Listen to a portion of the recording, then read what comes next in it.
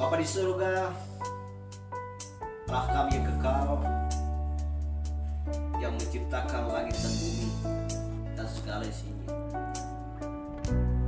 Dan ketika Engkau Tuhan menaburkan benih di atas tanah, dan ketika matahari datang Tuhan untuk menyinari dan membawa sinar yang menghangatkan benih-benih Tuhan, sehingga benih-benih tersebut bertumbuh dan menghasilkan buahnya Tuhan sesuai dengan jenisnya.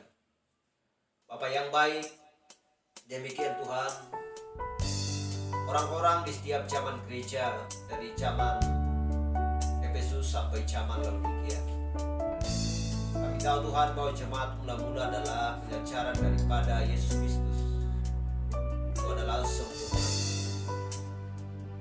Bapa yang baik, sehingga zaman-zaman gereja berjalan dan dunia ini semakin buruk adanya.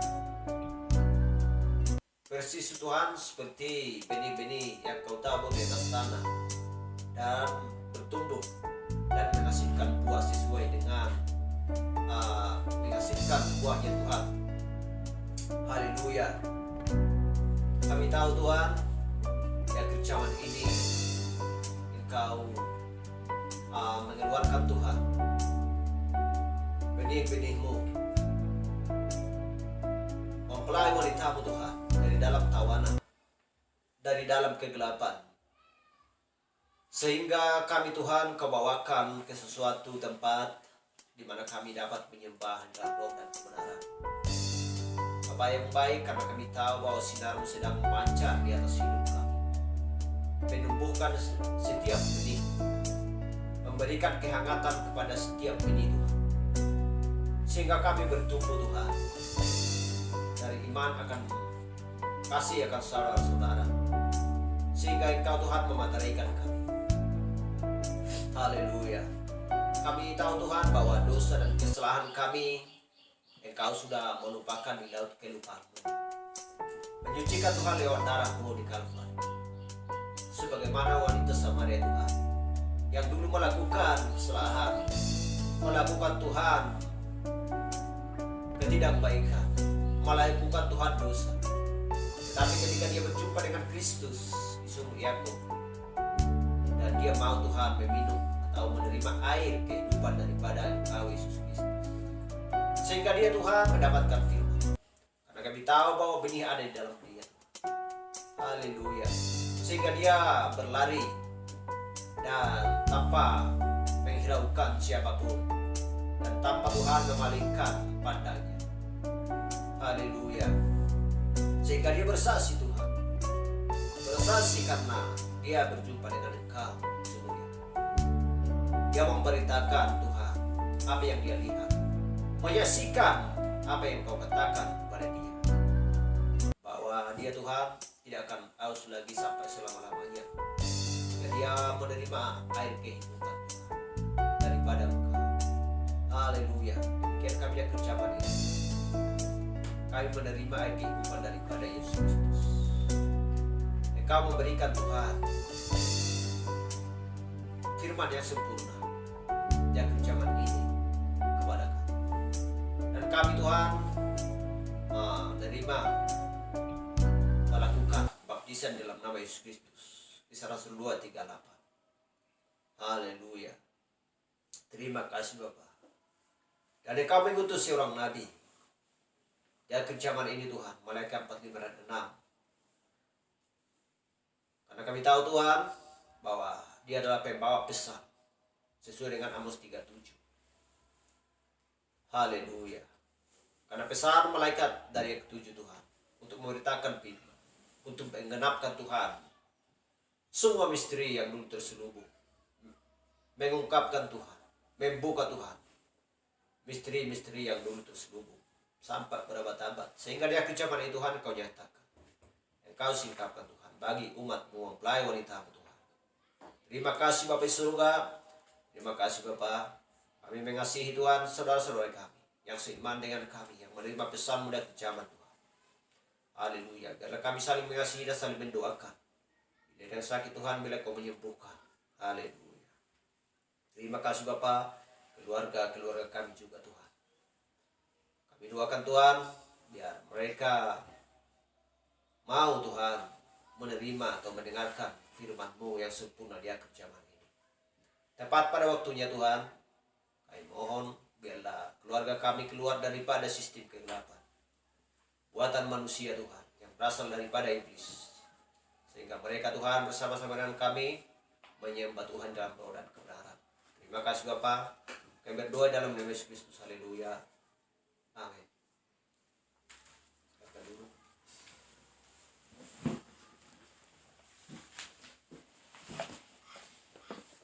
Haleluya. Kita sangat menerima suasana yang hangat pada waktu yang indah ini, karena Roh Kudus selalu menjaga orang-orang percaya, dan Kristus selalu memperhatikan anak-anaknya siang dan malam untuk supaya menjaga firman-Nya. Karena kita tahu firman ada di dalam kita. Itulah sebabnya kita berprosip dengan firman Tuhan, dengan Roh Kudus. Karena kita menyatu dengan Kristus, kita menyatu dengan Roh Kudus. Karena kita tahu bahwa kita adalah bagian daripada Yesus Kristus. Haleluya. Kita sudah membahas bagaimana tentang materai yang pertama di minggu kemarin. Tapi itu masih awalnya. Dan kita akan berada di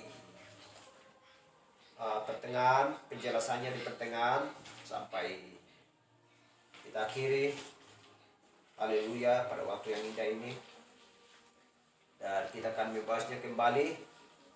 Langsung saja kita buka Alkitab kita yang tertulis di kitab Wahyu 6 ayat 1 sampai 2.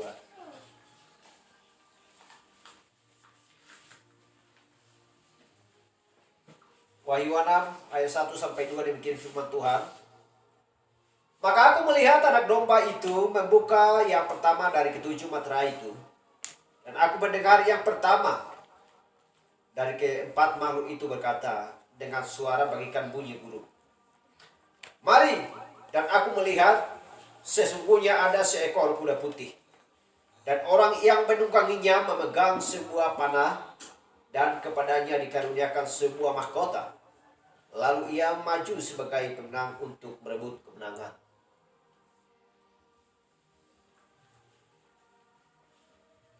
Haleluya. Dan mari kita baca lagi. Mari kita baca lagi di kitab Yohanes 12.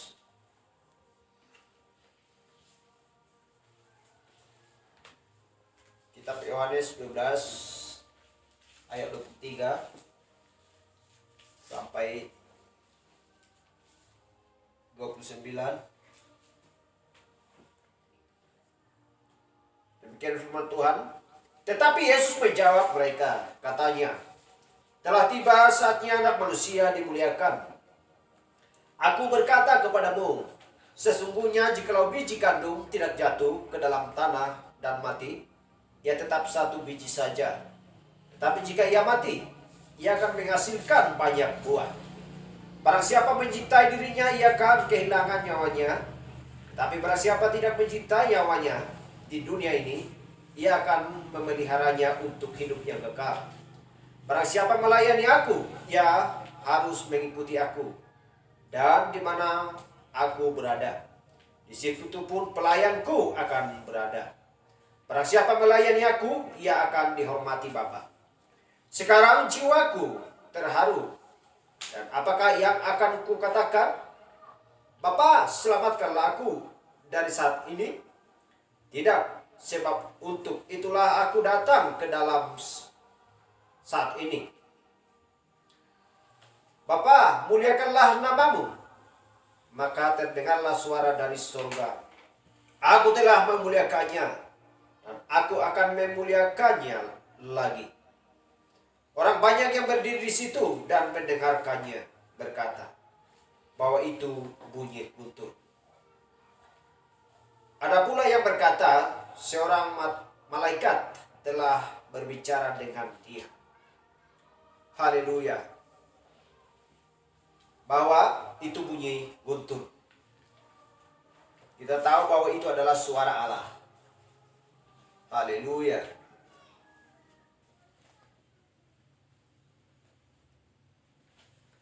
Dan ketika kita melihat bahwa di ayat 1 dan 2 ya dikatakan, dan aku melihat ketika anak domba itu membuka salah satu dari matra-matra itu. Dan apa yang terjadi? Dan aku mendengar seperti suara guru. Seperti suara guru.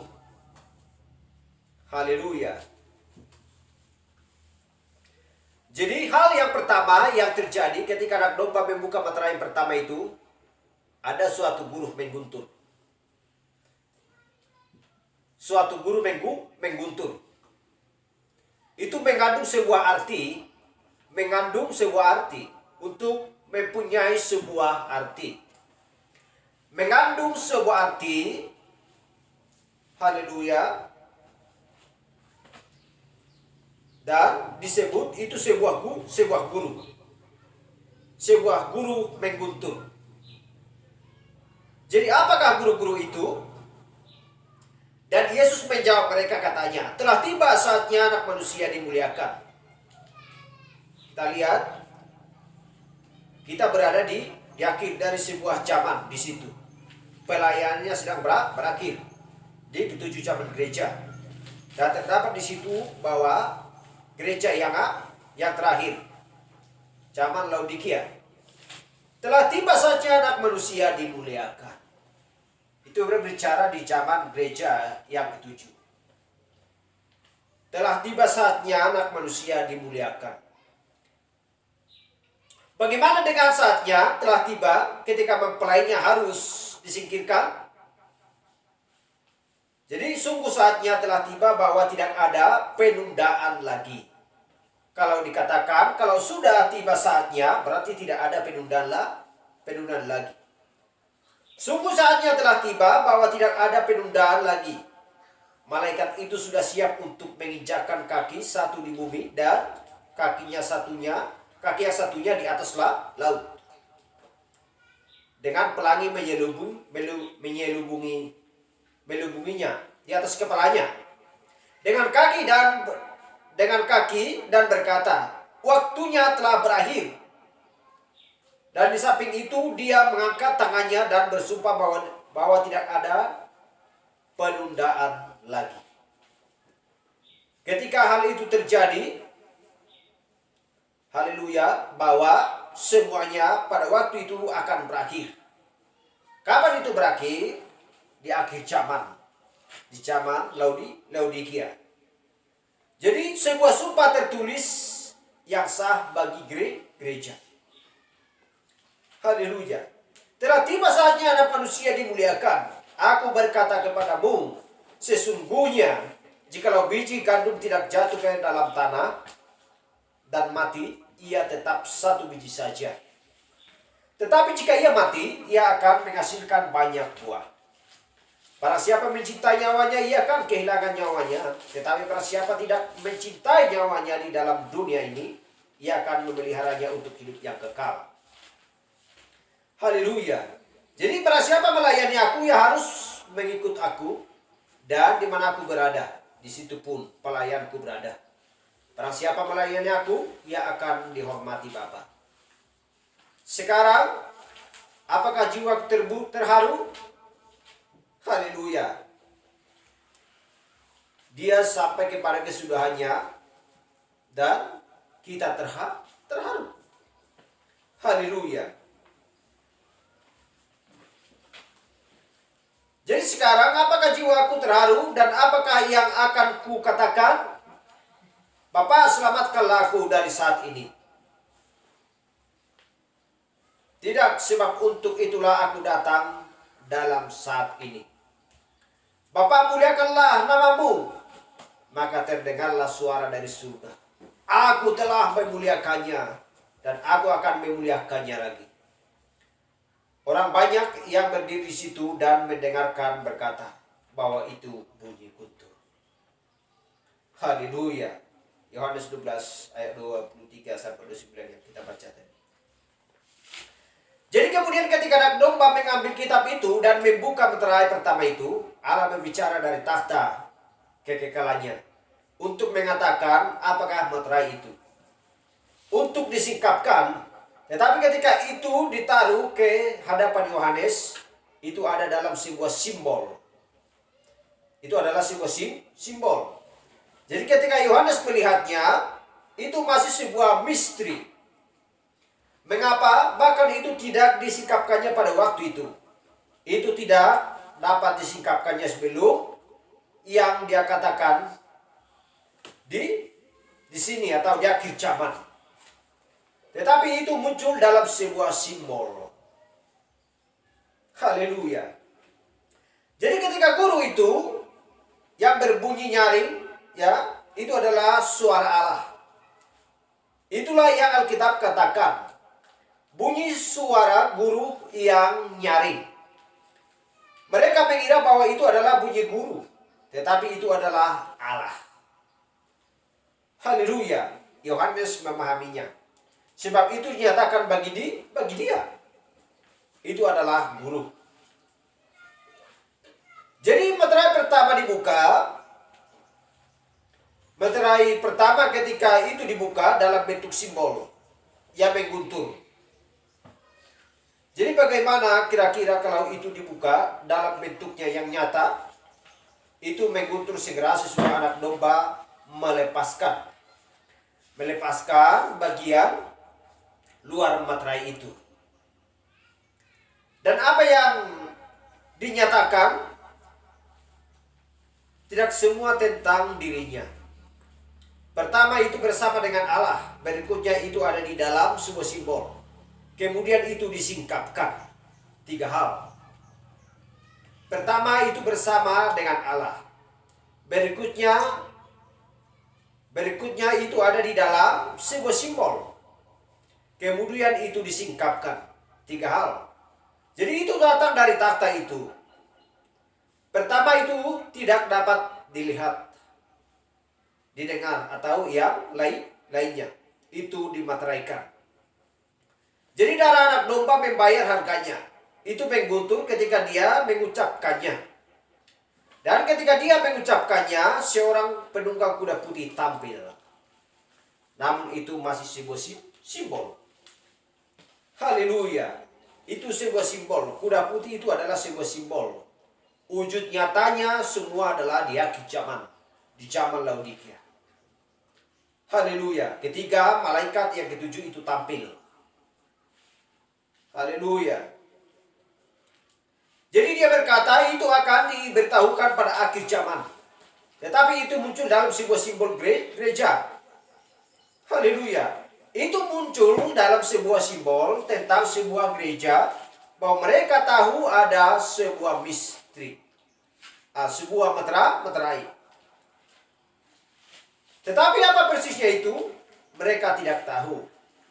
Karena itu adalah seorang penunggang kuda putih.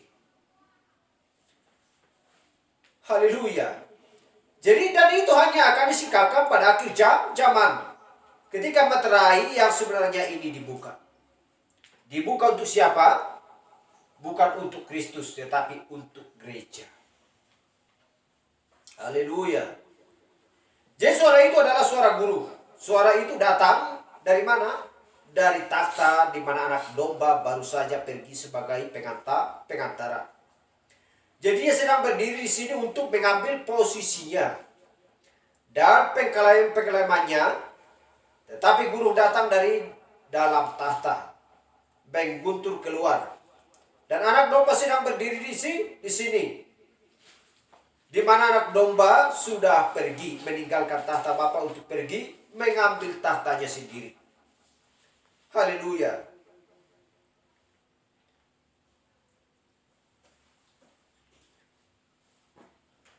Jadi semua tahu bahwa Allah telah bersumpah kepada Daud bahwa ia akan mengangkat Kristus untuk duduk di atas tahtanya dan memberikan kepadanya sebuah kerajaan kekal di muka bumi. Dia telah menjanjikannya. Dan Yesus berkata, dia yang menang atas antikris dan semua hal-hal duniawi akan duduk denganku di atas tahtaku sebagaimana aku telah menang dan sudah duduk di atas takhta Bapa. Wahyu 3:21. Jadi suatu hari nanti dia bangkit dan dari takhta Bapa dan pergi untuk mengambil takhtanya sendiri. Sekarang dia tampil untuk memanggil orang-orangnya. Bagaimana dia akan mengklaim mereka? Dia sudah memegang kitab penebusan di tangannya. Dia sudah mendapatkan kitab tersebut. Haleluya.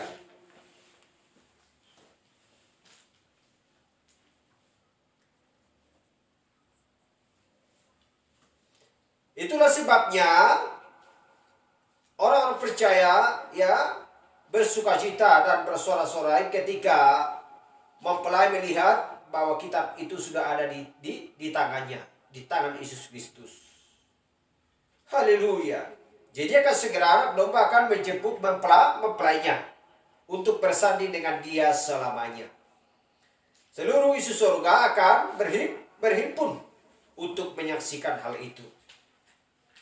Haleluya. Jadi meninggalkan tahta Bapa, tampil untuk anaknya, untuk menjadi. Dia adalah anak Daud. Haleluya. Jadi Israel sangka yang akan dia lakukan pada waktu itu. Haleluya. Jadi kita mengingat bagaimana tentang si Ropenesia yang berkata, kau anak Daud. Haleluya. Kita mengingat si buta Bartimeus. Kau anak Daud. Dan Yesus tahu apa rencana pada waktu itu. Tetapi mereka masih tidak memberitahunya. Mereka berupaya mendesak dia dan menyuruh dia untuk mengambil takhta itu. Dan bahkan Pilatus meminta kepadanya. Tetapi dia berkata, jikalau kerajaanku berasal dari dunia ini, pasti hamba-hambaku akan berontak. Kerajaanku ada di atas. Kerajaan Kristus ada di surga. Haleluya. Yohanes 18 ayat 36. Sebab katanya, apabila kamu berdoalah, datanglah kerajaan. Jadilah kehendakmu di bumi seperti di surga. Haleluya. Glory. Jadi betapa mulianya hal yang besar yang berlangsung di akhir zaman ini. Jadi meninggalkan tahta Bapa untuk mengambil tahtanya sendiri. Jadi sekarang dia sudah beranjak dari tugas pengantarannya untuk mengklaim tahtanya sendiri. Orang-orangnya yang telah ditebus. Itulah yang akan dia lakukan dengan keluar dari tahta itu. Itulah kemudian bahwa makhluk singa itu berkata kepada Yohanes, mari, lihatlah, perhatikan. Haleluya. Jadi Yohanes melihat dan memperhatikan. Jadi salah satu dari meterai-meterai itu, dan itu suara, itu seperti suara guruh. Dan salah satu dari keempat binatang itu. Haleluya. Kita tahu binatang itu adalah singa. Haleluya. Bukan manusia. Singa, bukan lembu, bukan manusia dan rajawali. Jadi siapakah binatang-binatang itu? Kita tahu mereka satu singa, seperti seekor singa, seperti seekor lembu, dan seperti seorang manusia, dan satu seperti seekor rajawali. Binatang yang pertama ini berkata, perhatikan, setiap kali terdapat seekor binatang yang berada sampai keempat penunggang kuda itu berakhir, terdapat 4 binatang. Dan terdapat 4 penunggang kuda. Hal yang sama. 4 binatang dan 4 penunggang kuda. Jadi masing-masing binatang itu mengumumkan ya, bukan mengumpulkan. Mengumumkan. Kita tahu bahwa itu adalah berbicara Matius, Markus, Lukas, Yohanes. Jadi kita ya melihat bahwa keempat binatang ini adalah penjaga Matius, Markus, Lukas, Yohanes, dan juga penjaga ke-7 zaman gereja. Haleluya. Jadi dari keempat binatang itu berkata, "Mari, lihatlah." Dia mendengar bunyi suara guru. Dan salah satu dari keempat binatang itu berkata, "Sekarang mari lihatlah." Dengan kata lain, di sini berdiri anak domba. Dan Yohanes berdiri di sana memperlihatkan itu terjadi. Dan anak domba beranjak dari tahta. Sepertinya dia telah disembelih. Darah membasahi sekujur tubuhnya. Ia adalah seorang yang didapati layak. Dan ketika ia beranjak dan mengambil kitab itu, maka semuanya mulai berseru dan berteriak dan bersorak-sorai. Haleluya. Karena mereka tahu penebusan dibayar. Haleluya. Mereka tahu bahwa penebusan dibayar. Hanya Kristus yang layak. Tidak ada seorang pun yang bisa layak. Malaikat tidak. Nabi tidak layak. Bagaimanapun tingginya seorang manusia di muka bumi itu juga tidak layak. Haleluya. Hanya Tuhan Yesus Kristus. Jadi sekarang dia sudah datang untuk mengklaim miliknya. Jadi dia mengambil kitab itu, berdiri di sana dan di hadapan Yohanes. Dan dia melepaskannya dan membuka meterai. Melepaskan meterai itu. Dan ketika dia melepas meterai itu, sebuah guru mengguntur di seluruh tempat itu. Dan ketika sebuah guru mengguntur, tidak dilakukan bahwa Yohanes sudah melompat ke udara. Ketika guru mengguntur, dan kemudian satu dari keempat binatang itu berkata, "Sekarang, mari dan lihatlah, apakah ini? Apa yang dinyatakan dalam sini?" Yohanes, tuliskanlah apa yang kamu lihat. Jadi Yohanes pergi untuk melihat apakah itu. Yohanes pergi untuk melihat apa yang guru itu katakan. Inilah kemudian di mana makhluk ini memberitahu Yohanes, "Mari lihatlah misteri yang ada pada meterai pertama. Guru, suara pencipta sudah menyuarakannya. Dia seharusnya mengetahui apa yang ada di situ." Haleluya.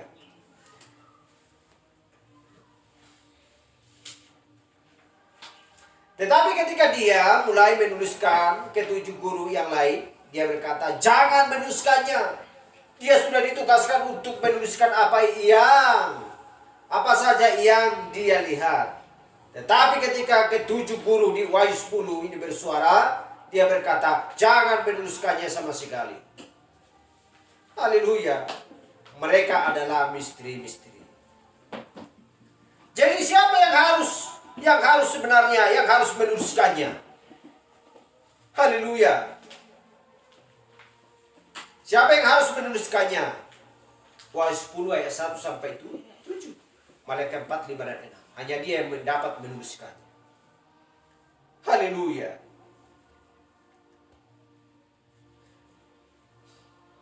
Jadi mereka adalah misteri. Haleluya. Jadi masih ada sesuatu di situ yang sendiri benar-benar tidak bisa memahaminya. Ada sesuatu yang lain. Tetapi ketika seorang utusan yang mengetahui segala sesuatunya, misteri-misteri yang dulu terselubung sehingga semuanya disingkapkan. Semuanya disingkapkan tepat pada hari terakhir. Haleluya. Pada akhir zaman. Itulah sebabnya dikatakan, "Tetapi aku akan menyingkapkannya pada hari itu ketika itu sudah harus dilakukan." Kalau harus dilakukan. Itulah sebabnya dikatakan Kristus tadi, anak manusia sudah tiba saatnya dimuliakan. Jadi mereka tidak pernah mengguntur tanpa ada maksud. Haleluya. Jadi segala sesuatu adalah untuk suatu maksud. Segala sesuatu untuk sebuah sebab.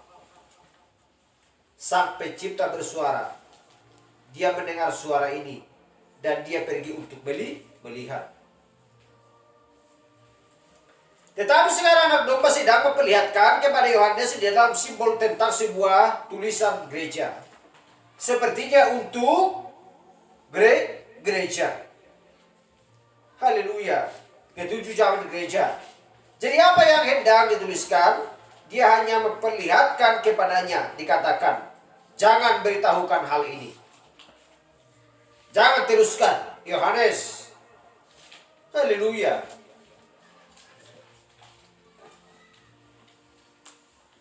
Jadi mengenai apa yang ada pada Meterai 7 ini, jangan teruskan dan memberitahukan hal itu. Sebab jika aku beritahukan itu kepada Yohanes, maka semua yang ada di sepanjang zaman itu, seluruh rencana akan rusak. Haleluya. Jadi itu adalah sebuah rahasia. Haleluya. Jadi itulah tentang penglihatan Yohanes di Pulau Patmos. Jadi semuanya itu sekalipun dia melihat, tetapi dia tidak menyingkapkannya. Dia itu semuanya adalah simbol-simbol. Hanya sebuah simbol. Haleluya.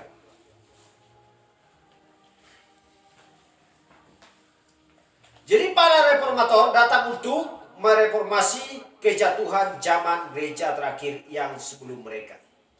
Dan kemudian sesudah para reformator datang mereformasi zaman gereja yang dari mana ia dulunya berasal dan yang sudah kembali ke dunia lagi, selanjutnya mereka memulai sebuah zaman gereja yang baru. Selalu berbuat begitu. Haleluya. Jadi dengan kata lain, di sini sudah ada zaman gereja, ya. Contohnya, dengan kata lain, ada zaman gereja Katolik. Dari gereja Katolik Roma, tampillah Luther, seorang reformator. Dia disebut seorang reformator. Dan apa yang dia lakukan? Dia langsung memulai di situ. Mengupas habis-habisan. Dan ketika dia melakukan, dia memprotes gereja itu. Dan hal yang pertama, kita tahu, apa yang dilakukan? Dia membangun hal yang sama yang sebelumnya dia datang untuk keluar dari sana. Jadi gereja yang lain, kemudian mereka memiliki zaman gereja yang berikutnya. Kemudian hal yang selanjutnya, kita tahu, disitulah tampil zaman gereja tersebut. Ada di dalam suatu kekacauan. Muncullah John Wesley, reformator berikutnya. Membangun zaman-zaman gereja berikutnya. Haleluya, kita tahu, di setiap zaman, karena keruntuhan di zaman Smyrna, karena keruntuhan di zaman Pergamus sehingga timbullah Kolumba. Keruntuhan di zaman Tiatira sehingga muncullah Luther.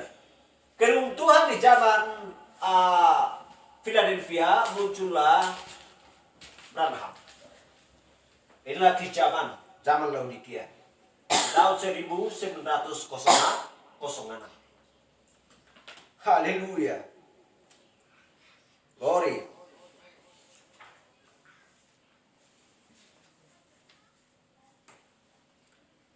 Jadi para reformator itu tahu bahwa ada sesuatu yang salah.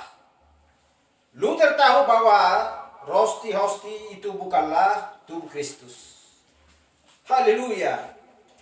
Dan demikianlah dia berkhotbah, orang benar akan hidup oleh iman. Dan itu adalah pesannya Martin Luther. Haleluya. Dan ketika John Wesley tampil, dia melihat bahwa ada pekudusan. Jadi dia memberitakan pekudusan. Itu adalah pesannya John Wesley. Haleluya. Dan berikutnya.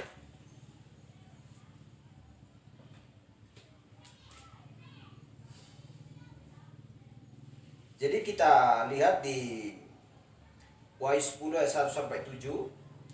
Dan aku melihat seorang malaikat lain yang kuat turun dari surga berselubungkan awan, dan sebuah pelangi ada di atas kepalanya. Dan mukanya sama seperti matahari dan kakinya bagaikan tiang api. Jadi kita sudah melihat hal yang sama, yang adalah Kristus. Dan kita tahu bahwa Kristus adalah selalu utusan bagi gereja. Dia disebut tiang api, malaikat perjanjian. Dalam tangannya ia memegang sebuah gulungan kitab kecil yang terbuka. Jadi materai sudah dibuka. Haleluya. Dan ia menginjakkan kaki kanannya di atas laut dan kaki kirinya di atas bumi. Dan ia berseru dengan suara nyaring sama seperti singa yang mengaum. Dan sesudah ia berseru, ketujuh guru itu memperdengarkan suaranya. Haleluya. Dan sesudah ketujuh guru itu selesai berbicara, aku, Yohanes, mau meneruskannya. Jadi meneruskan apa? Apa yang mereka katakan. Tetapi aku mendengar suatu suara dari surga berkata, suara Allah, yang berkata kepadaku, meteraikanlah apa yang dikatakan oleh ketujuh guru itu, dan jangan engkau menuliskannya. Jangan menuliskannya. Dan malaikat yang kulihat berdiri di atas laut, mengangkat tangan kanannya ke langit, dan ia bersumpah demi Dia yang hidup sampai selama-lamanya. Ia telah menciptakan langit dan segala isinya, dan bumi dan segala isinya, dan laut dan segala isinya, katanya, tidak akan ada penundaan lagi.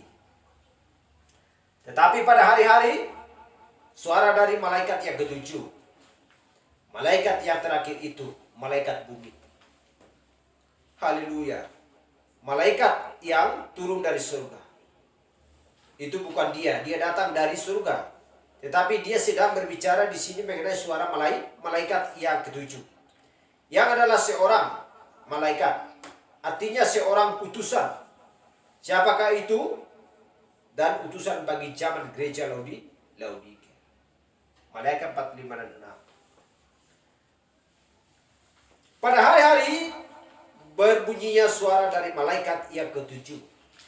Ketika dia mulai memperdengarkan suaranya atau sangkakalanya, misteri 7 materai, semua misteri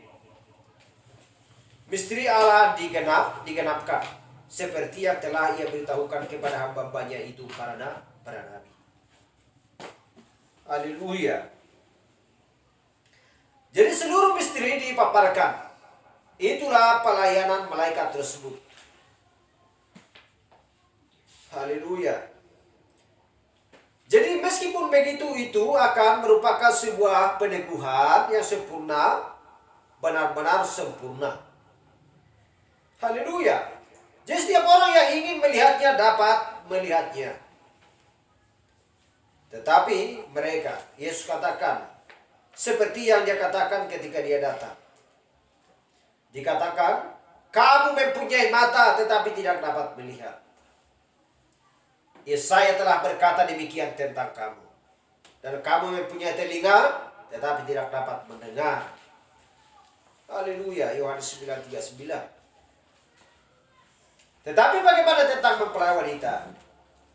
Ketika Kristus mencelupkan mata, si Bartimeus tentang melihat. Haleluya. Si roh penyesia sedang diterima oleh Yesus Kristus. Rahab tampil. Haleluya.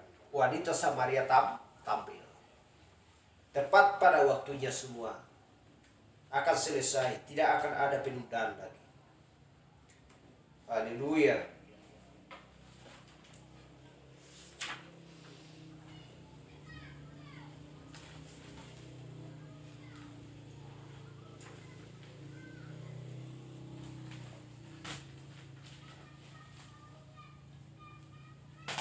Kita lihat di Maleakhi, di Maleakhi 4. Maleakhi 4 ayat 1. Haleluya, mungkin sampai 5 dan 6. Sebab lihatlah hari itu datang menyala seperti perapian, maka semua orang yang sombong seperti orang-orang, kita tahu bahwa orang-orang Amerika sedang menyombongkan diri. Haleluya. Dan setiap orang yang berbuat fasik menjadi seperti jerami dan akar dibakar. Itu akan dibakar. Oleh hari yang datang itu, firman Tuhan semesta alam, sampai tidak ditinggalkannya akar dan cabang mereka. Malaki 4 ayat 1. Haleluya. Tetapi kamu yang takut akan namaku, bagimu akan terbit surya kebenaran dengan kesembuhan pada sayapnya. Kamu akan keluar dan berinjak-injak, berjingkrak-jingkrak seperti anak lembu lepas kandang. Kamu akan menginjak-injak orang-orang fasik, sebab mereka akan menjadi abu di bawah telapak kakimu. Pada hari yang kusiapkan itu, firman Tuhan semesta alam.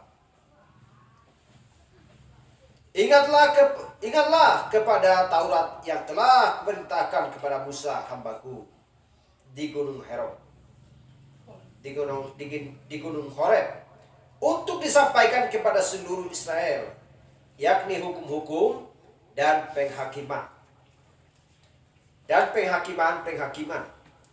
Lihatlah, aku akan mengutus Nabi Elia kepadamu menjelang datangnya hari Tuhan yang besar dan yang dahsyat itu. Haleluya. Inilah perjanjian lama yang ditutup seperti itu. Dan inilah perjanjian baru yang ditutup dengan hal yang sama juga. Jadi bagaimana kita akan melihatnya dan tidak akan bisa menghentikannya. Aku akan mengutus Nabi Elia kepadamu sebelum datangnya hari itu. Haleluya. Dan ia akan membuat hati bapak-bapak berbalik kepada anak-anaknya, dan hati anak-anak kembali kepada bapak-bapaknya, supaya jangan aku datang untuk memukul bumi dan mengutuk. Haleluya. Jadi itulah firman Tuhan. Dia telah menjanjikannya. Itu harus datang. Tidak ada penundaan lagi. Itu harus dinyatakan tepat pada waktunya, sesuai dengan programnya Tuhan. Haleluya.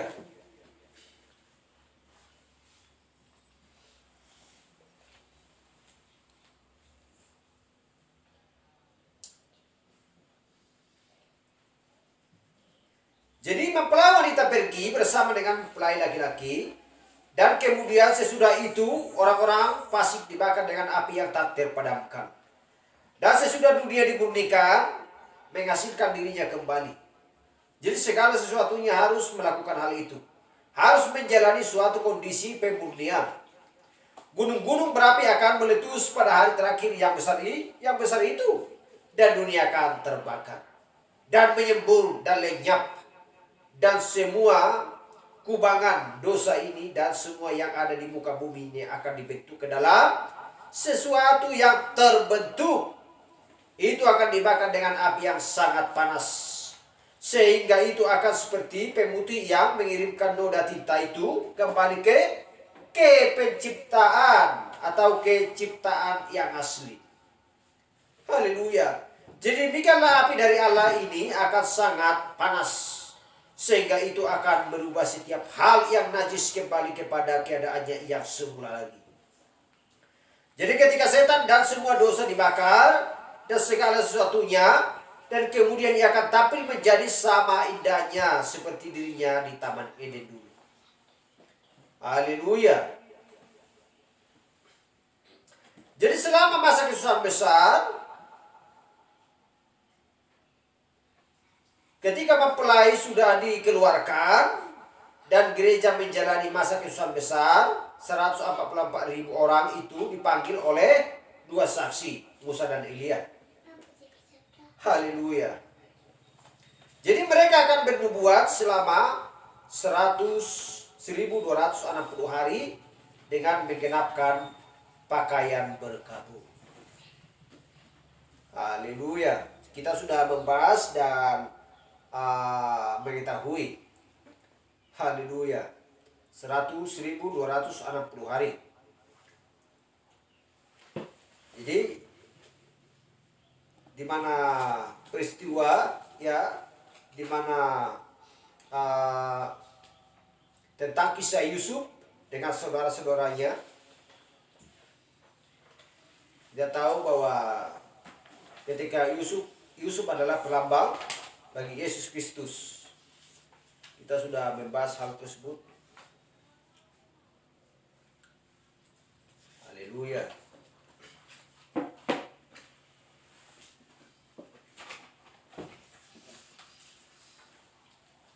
Jadi kita langsung saja ya.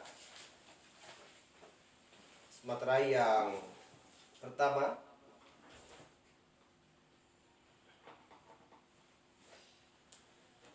dan aku melihat dan sesungguhnya ada seekor kuda putih. Jadi sekarang kita akan membaca ayat kedua. Seekor kuda putih dan orang yang menungganginya memegang sebuah busur panah, dan kepadanya dikaruniakan sebuah mahkota. Dia tidak memilikinya pada waktu itu. Lalu ia maju sebagai pemenang untuk merebut kemenangan. Haleluya.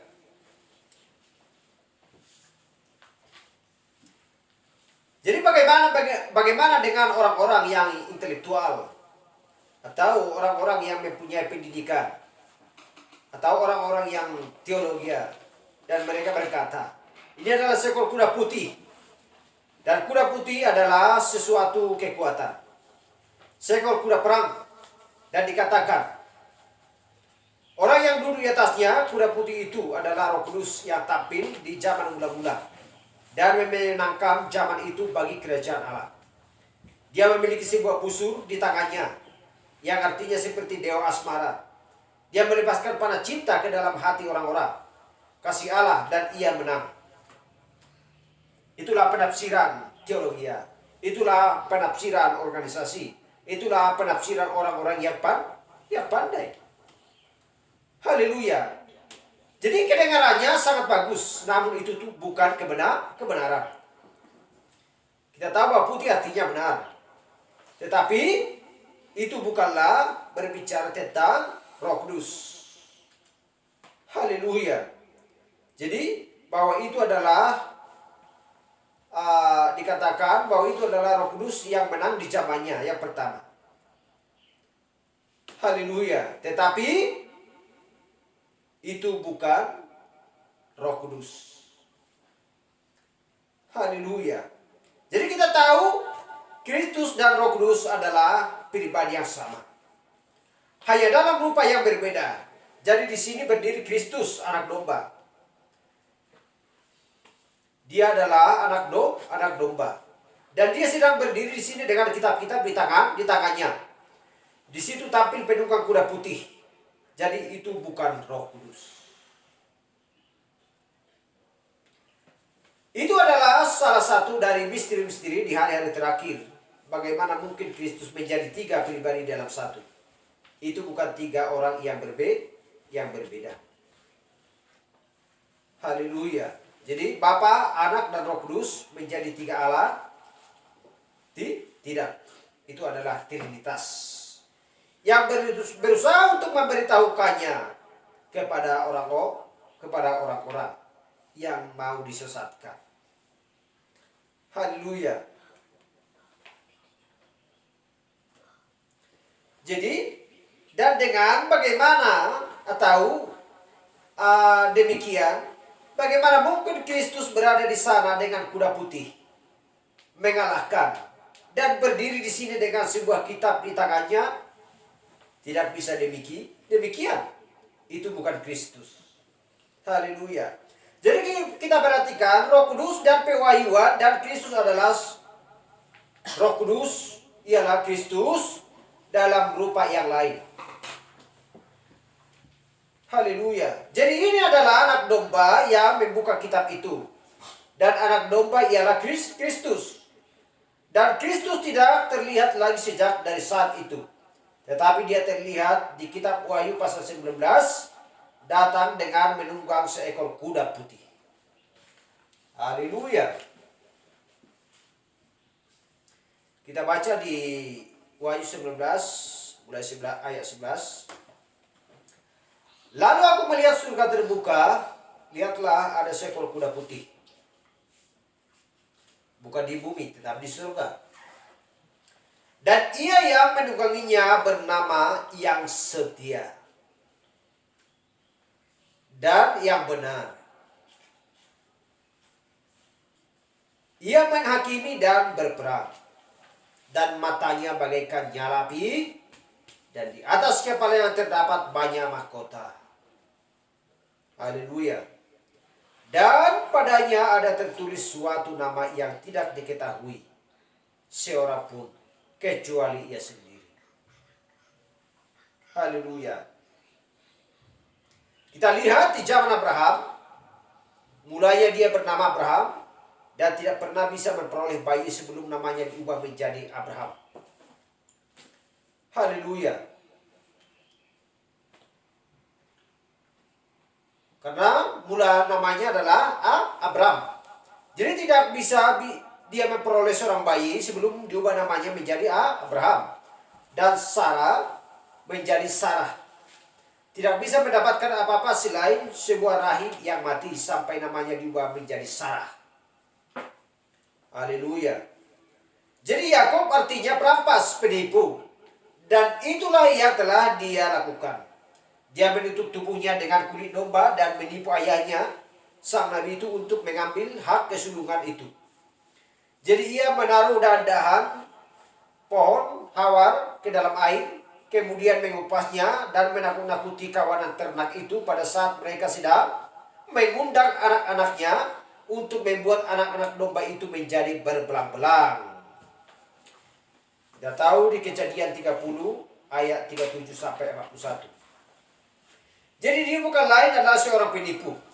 Tetapi pada suatu malam dia menangkap sesuatu yang nyata. Dan dia tahu itu nyata. Dan dia tepat bersama dengannya dan menahan sampai dia menang. Haleluya.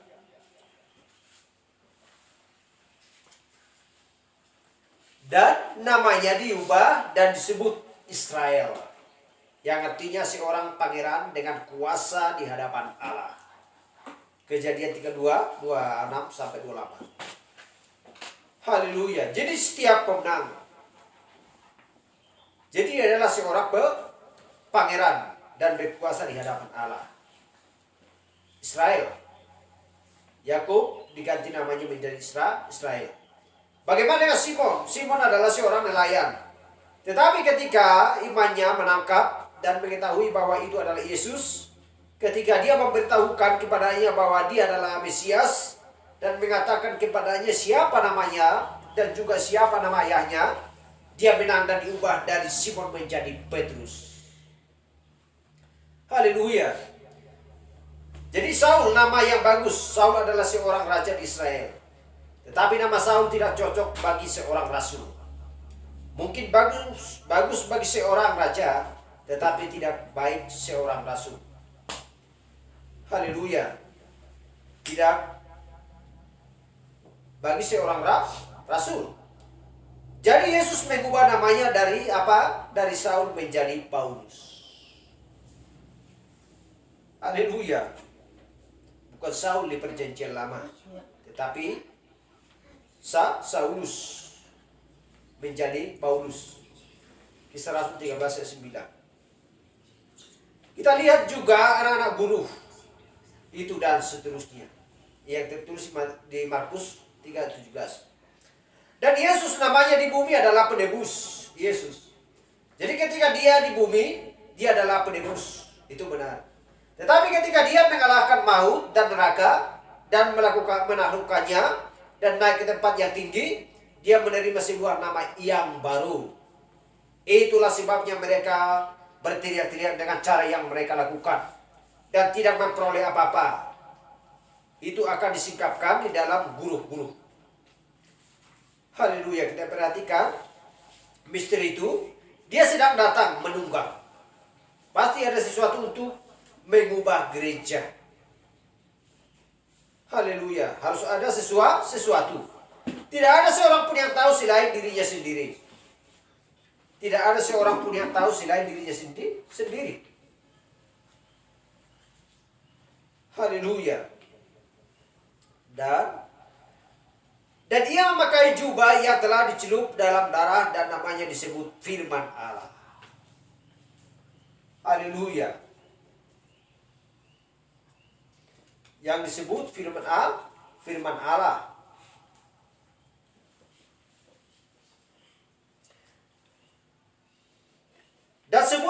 yang di surga mengikuti dia, mereka menunggang kuda putih dan memakai lenan halus yang putih bersih.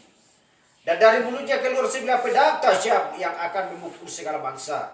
Dan ia akan memerintah mereka dengan gada besi, dan ia memeras anggur dalam kilangan anggur, yaitu kegeraman murka Allah yang maha kuasa. Dan pada jubahnya dan pahanya tertulis suatu nama, yaitu Raja di atas segala raja.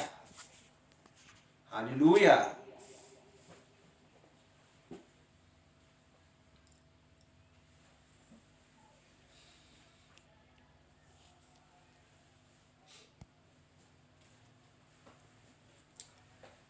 Haleluya. Jadi disitulah Mesias datang, disitulah dia, bukan orang yang berada di atas punggung kuda yang ada di situ. Ya. Jadi itulah perbedaannya. Di sini dia berdiri dengan kitab di tangannya. Pekerjaan penebusan hanya dia belum mengambil tempatnya. Pekerjaan penebusan hanya dia belum mengambil tempatnya.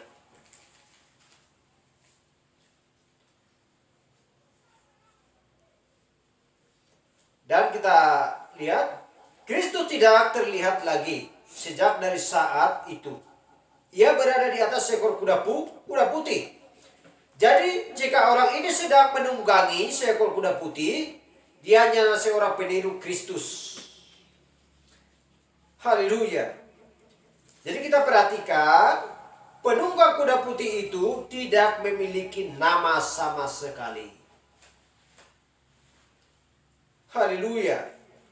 Tidak memiliki nama sama sekali. Jadi dia mungkin memakai 2 atau 3 sebutan. Tetapi dia tidak memiliki sebuah nama sama sekali. Tetapi Kristus mempunyai sebuah nama. Apakah itu? Firman Allah. Itulah yang dimaksudkan. Haleluya. Kita tahu bahwa pada mulanya adalah firman. Firman itu bersama-sama dengan Allah, dan firman itu adalah Allah. Dan firman itu bersama, dan firman itu menjadi daging, menjadi manusia, dan tinggal di antara kita. Jadi penunggang kuda itu tidak mempunyai nama, tetapi Kristus disebut firman Allah. Itulah dia yang sebenarnya. Dia disebut begitu. Haleluya. Jadi penunggang itu tidak memiliki anak panah bagi busurnya. Penunggang itu tidak memiliki anak panah bagi busurnya. Dia hanya memiliki sebuah busur. Haleluya. Dan mempunyai sebuah busur, tetapi tidak disebutkan sama sekali bahwa dia mempunyai anak panah. Jadi dia pasti tukang gertak. Mungkin dia mempunyai banyak buruh, tapi tidak ada kilatnya. Kita tahu bahwa Kristus memiliki keduanya, baik kilat maupun guru. Sebab yang keluar dari mulutnya adalah 9 pedang tajam yang bermata 2. Dan ia memukul bangsa-bangsa. Dan orang ini tidak dapat memukul apa-apa. Tetapi dia sedang memainkan dengan adegan dari sebuah kemunafikan. Dia sedang tampil menunggang seekor kuda putih, pergi untuk mengalahkan.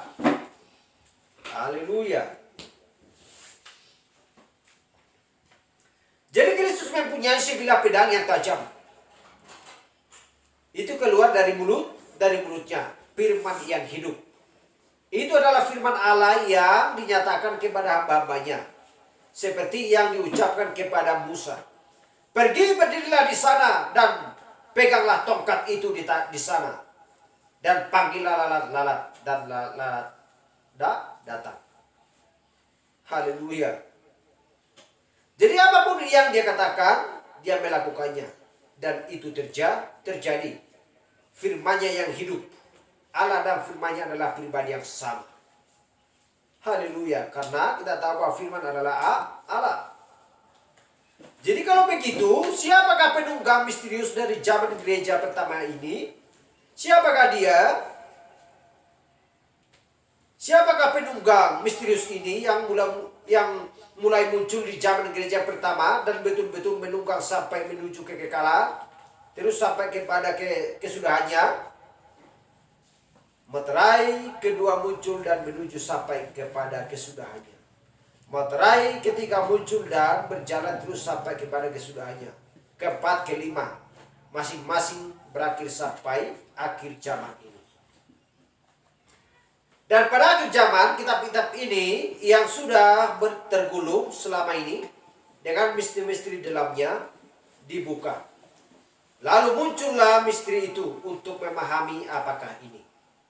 Tetapi sebenarnya mereka sudah memulai dari zaman gereja yang pertama. Karena pada zaman gereja pertama menerima pesan seperti itu. Seperti ini. Haleluya. Jadi seorang penunggang kuda putih pergi.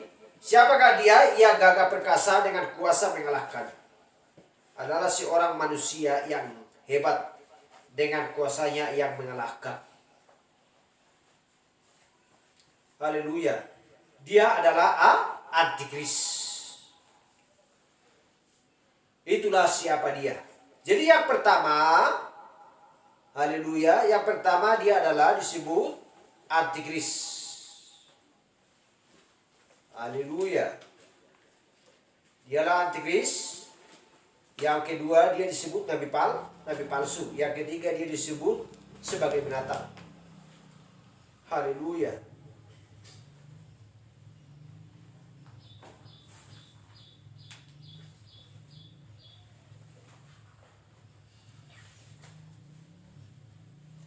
Jadi Yesus berkata bahwa keduanya akan sangat mirip sehingga sekiranya mungkin ia akan menyesatkan orang pilihan. Mempelai sekiranya mungkin. Matius 24 ayat 24. Jadi Antikris itu adalah roh Antikris. Jadi kita ingat di zaman gereja ketika kita membuka ya zaman gereja pertama, kita mengetahui bahwa Roh Kudus menentang suatu hal tertentu. Ya sudah mereka mulai di zaman gereja tersebut. Dan itu disebut perbuatan-perbuatan pengikut Nikolaus. Niko artinya mengalahkan, Laus artinya jemaat atau kaum awam. Nikolaus artinya mengalahkan kaum awam. Wahyu 2:6. Jadi mengeluarkan Roh Kudus dari gereja dan memberikannya sepenuhnya kepada satu orang kudus. Membolehkan dia menjadi pemimpin atas semuanya. Haleluya. Jadi Nikolaus adalah sebuah rumor di dalam satu gereja. Itu menjadi sebuah doktrin di zaman gereja yang berikutnya. Dan di zaman gereja ketiga, itu adalah sebuah pemaksaan. Dan mereka mengadakan konsili Nikea. Dan selanjutnya itu menjadi sebuah doktrin dan sebuah gereja. Haleluya. Jadi hal yang pertama, apakah yang terjadi? Sebuah organisasi muncul darinya. Apakah itu? Haleluya. Gereja yang diorganisasikan pertama kali datang, Gereja Katolik Roma. Itulah gereja yang berorganisasi yang pertama kali datang. Haleluya.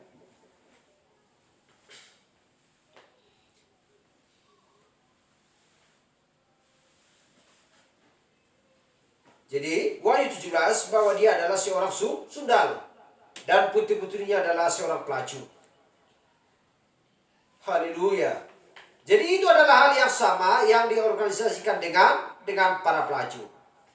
Menerima kekejian, kenajisan dan perzinahan mereka bagi doktrin. Mengajarkan ajaran perintah-perintah manusia. Haleluya.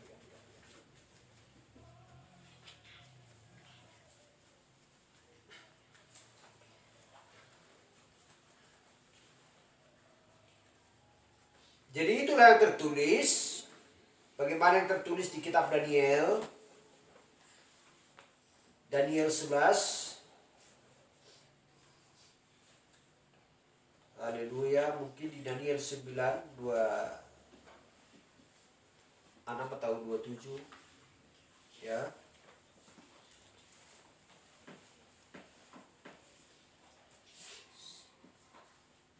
tahu Daniel pasal 11 ayat 21 dikatakan, menggantikan dia akan muncul seorang yang hina, yang tidak memperoleh martabat raja. Tetapi dengan tak disangka-sangka ia akan datang merebut kedudukan raja dengan perbuatan-perbuatan licik. Haleluya. Tepat itulah yang ia lakukan. Itulah yang Daniel katakan yang akan dilakukan oleh Artemis ini. Dia akan menyesuaikan jabatan orang-orang. Ia akan menyesuaikan menu mereka bagi zaman ini. Bagi gereja-gereja. Sebab di zaman gereja ini mereka tidak menginginkan firman. Haleluya. Tidak menginginkan Kristus. Tetapi mereka menginginkan gereja. Mereka tidak akan menanyakan orang-orang, ya, apakah kamu seorang Kristen? Haleluya. Kita tahu bahwa di setiap gereja, organisasi, denominasi, mereka tidak pernah menanyakan apakah kamu seorang Kristen. Mereka menanyakan kamu gereja apa. Haleluya. Gereja ini, gereja ini, gereja ini. Karena mereka tidak mengerti apakah arti Kristen. Jadi kalau kita mempelajari zaman ini, kita tahu bahwa kalau dia memang benar-benar orang Kristen, dia akan bertindak, menerima firman, melakukan firman, menerima firman di akhir zaman ini. Pesan di akhir zaman ini yang dibawakan oleh seorang nabi. Pesan daripada Kristus yang diperintahkan ke dunia ini. Tetapi bagi orang yang mengakui dirinya Kristen, kekristenan, mereka tidak perlu menanyakan firman, mengetahui firman, melakukan firman. Hanya menanyakan kamu gereja mana. Haleluya. Bagaimana keadaan di gereja kamu? Apakah gereja kamu mewah, memiliki ini dan lain sebagainya? Tidak perlu karakter dan sifat. Tetapi bagi kita mempelai wanita di akhir zaman ini, yang perlu bagi kita adalah karakter dan sifat sesuai dengan firman Tuhan. Bagaimana karakter Kristus, bagaimana karakter Nabi, bagaimana karakter Rasul. Haleluya. Seperti itulah persis yang dimiliki oleh mempelai bilangan terakhir di akhir zaman, di zaman kita ini. Haleluya.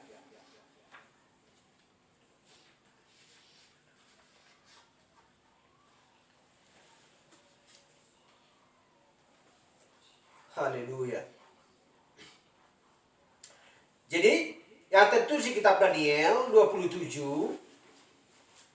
ayat 9, ya, atau Daniel 9 ayat 26 sampai 27. Sesudah ke-62 kali 7 masa itu disingkirkannya Mesias.